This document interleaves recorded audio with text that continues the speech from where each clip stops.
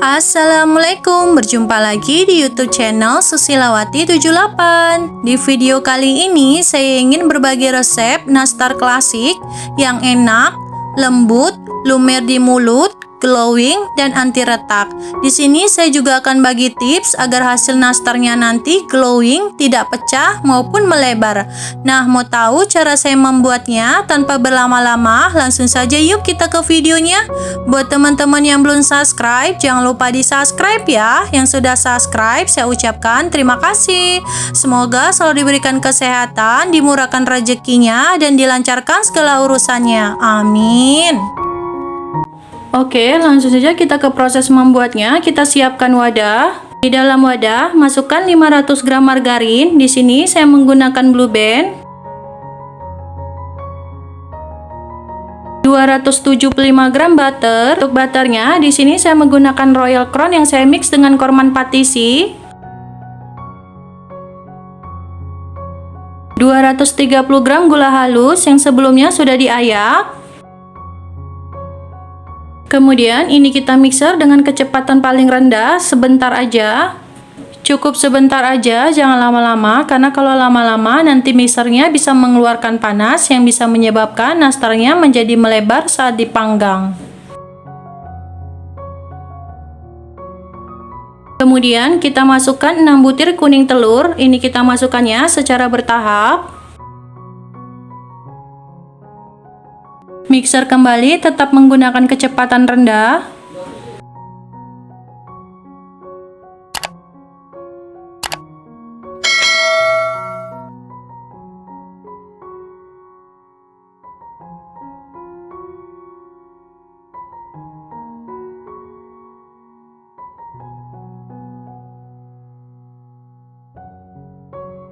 Cukup, ini mixernya bisa kita sisihkan dan bantu rapikan pinggirannya dengan spatula. Kemudian masukkan 50 gram susu bubuk yang sudah diayak.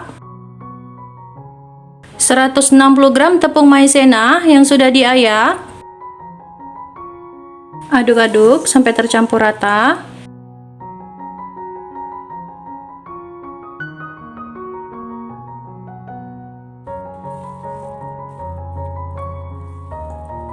Setelah tercampur rata, terakhir masukkan 1000 gram tepung terigu protein rendah. Saya menggunakan kunci biru. Ini tepungnya juga sudah saya ayak dulu ya bun. Untuk tepungnya masukkan secara bertahap, lalu aduk, begitu seterusnya sampai semuanya tercampur rata. Usahakan saat mengaduknya jangan langsung terkontak dengan tangan ya bun, karena tangan kita memiliki hawa panas yang membuat butter atau margarinnya bisa meleleh. Dan inilah salah satu faktor yang bisa menyebabkan adonannya jadi melebar saat dipanggang.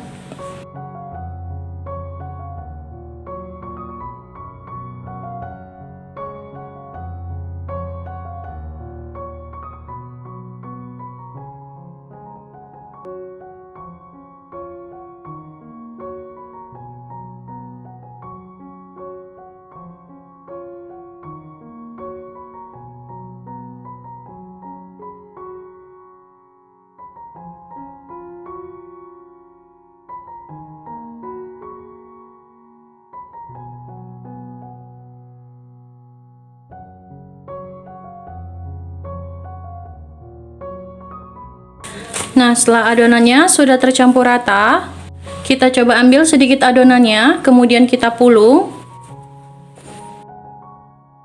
Nah, kalau dia mudah dibentuk dan hasilnya mulus seperti ini, itu artinya adonannya sudah pas. Kemudian ambil secukupnya adonan.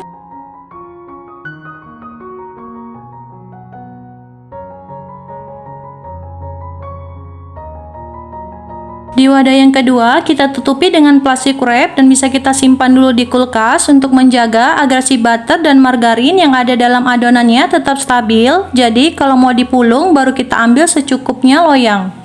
Selanjutnya, kita bisa siapkan wadah. Biar hasilnya sama rata, di sini saya mau menggunakan sendok takar seperti ini. Untuk ukurannya, ini 5 mili atau setara dengan 6-7 gram.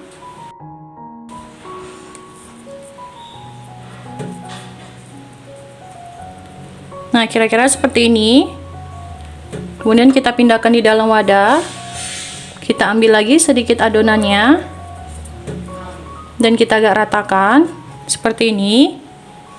Begitu seterusnya dan lakukan sampai semuanya selesai.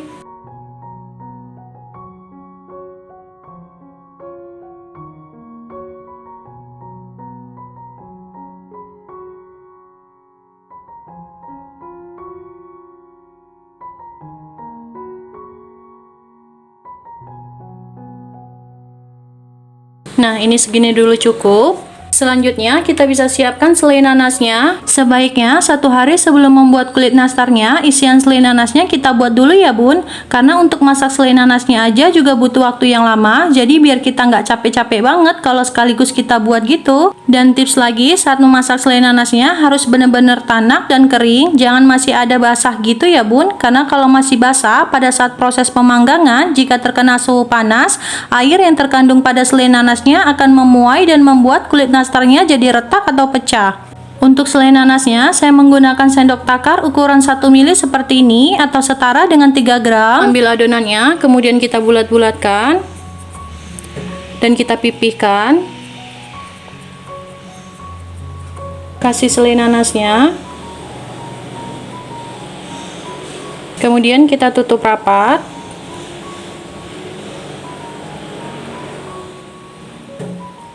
Sambil kita pulung sampai dia bulat dan mulus seperti ini.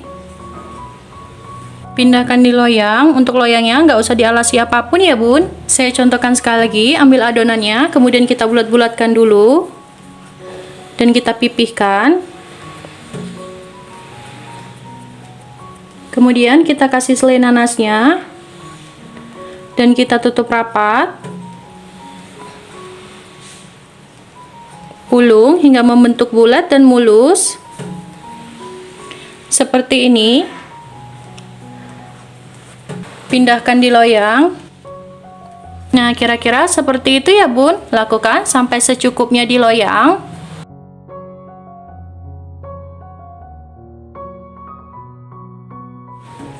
Sebelumnya tadi saya sudah panaskan ovennya di suhu 150 derajat api bawah selama 10 menit.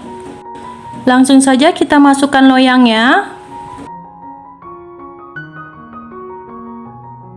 dan panggang di suhu 135 derajat api bawah saja selama 40 menit atau bisa disesuaikan dengan ovennya masing-masing.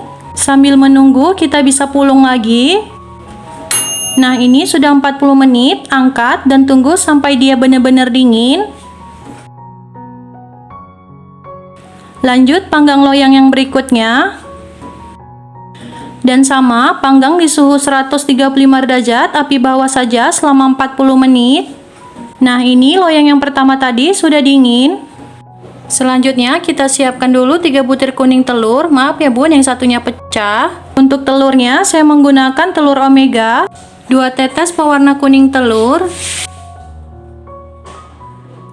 dan 2 sendok makan minyak sayur. Ini kita aduk pelan-pelan.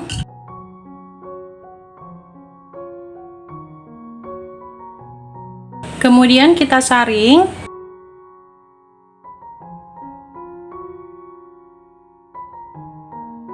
Langsung saja kita oles dengan kuning telurnya dengan menggunakan kuas kecil dan lembut dan lakukan sampai semuanya selesai.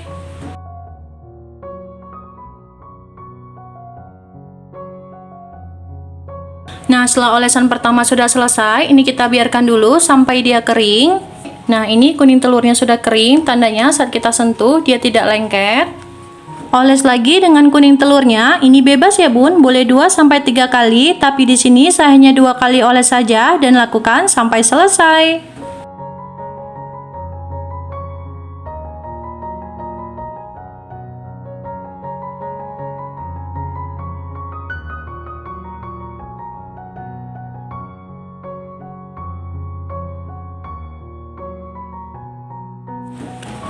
Nah, ini sudah 40 menit, angkat. Kalau sudah dingin, olesi dengan kuning telur. Caranya sama seperti yang pertama tadi.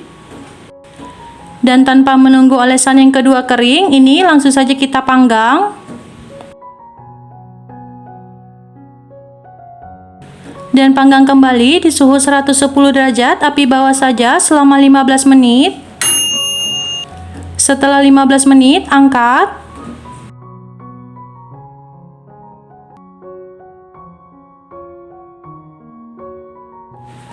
Dan langsung saja sapu-sapu dengan kuas atau tisu bersih agar hasilnya lebih glowing dan lakukan sampai semuanya selesai.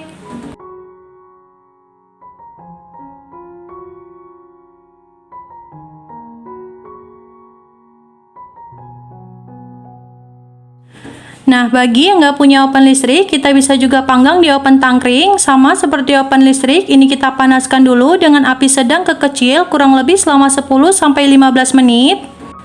Masukkan loyangnya sekaligus 2 dan panggang dengan menggunakan api kecil selama 40 menit. Setelah jalan 20 menit, tukar posisinya, loyang yang atas pindah ke bawah, loyang yang bawah pindah ke atas.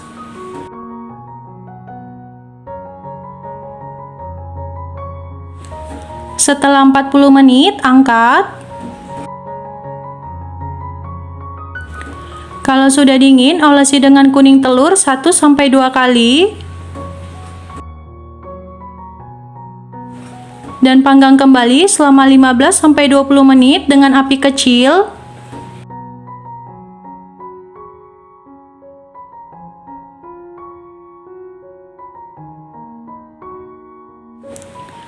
Dan kalau sudah 8-10 menit, tukar posisinya.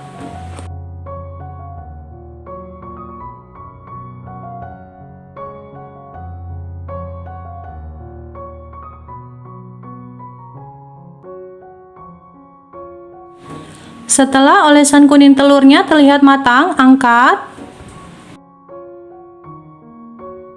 Nah, ini semuanya sudah selesai dipanggang. Untuk hasil di oven listrik maupun di oven tangkring sama-sama mulus, glowing, dan anti retak. Bagian bawahnya matangnya juga cantik, nggak ada yang gosong. Kalau soal rasa, jangan diragukan lagi ya bun, serius ini enak banget, lembut, lumer di mulut, dan untuk selai nanasnya juga enak, manisnya pas. Kalau nastarnya sudah dingin, masukkan ke dalam toples dan satu resep ini bisa menghasilkan 6,5 toples ukuran yang 500 gram. Sekian dulu video kita hari ini, semoga resepnya bermanfaat ya. Terima kasih sudah menonton. Wassalamualaikum warahmatullahi wabarakatuh. Sampai jumpa di video berikutnya.